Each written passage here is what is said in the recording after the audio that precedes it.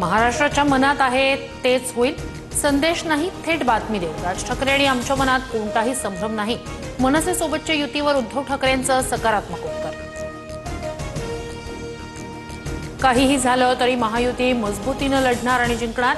राज उद्धव ठाकरे युतीवर एकनाथ शिंदे यांची हात जोडत एकाच वाक्यात प्रतिक्रिया।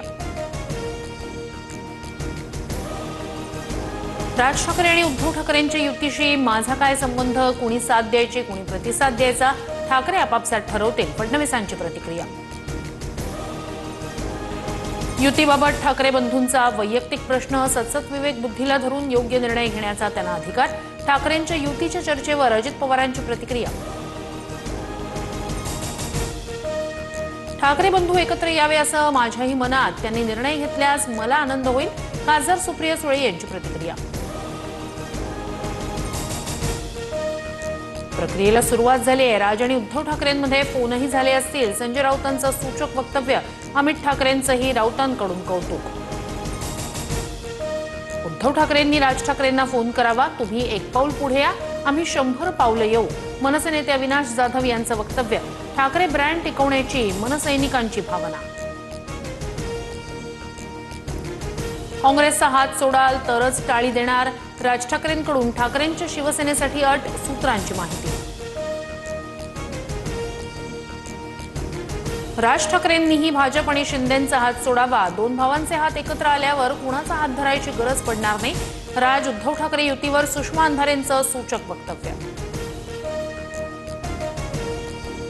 पुणे पिंपरीत निवडणुकीसाठी माझा चेहरा जरा बरा, राष्ट्रवादी पुण्यात एकमेव उपाय हेच दाखवून द्यायचं, कार्यकर्त्यांच्या बैठकीत अजित पवारांचं वक्तव्य।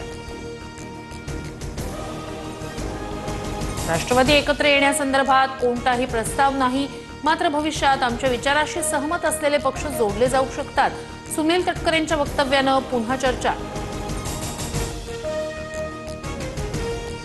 जालिंदर सुपेकर यांचा आरोपांवर माध्यमांसमोर बोलण्यास नकार, कैदी गायकवाडकडे 550 कोटी मागितल्यासह सुपेकरांवर 7 मोठे आरोप।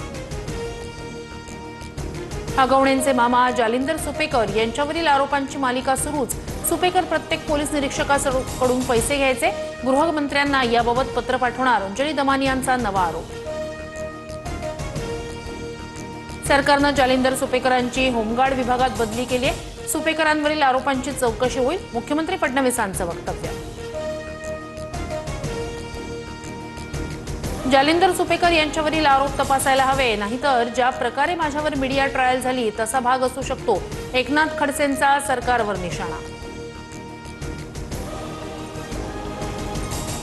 संजय शिरसाटांनी नियम डावलून मुलाच्या नावानं शेंद्रा एमआयडीसीत 6 कोटींची जागा घेतली, तिथे मद्य निर्मिती केली जाणार, इम्तियाज जलील यांचा दावा।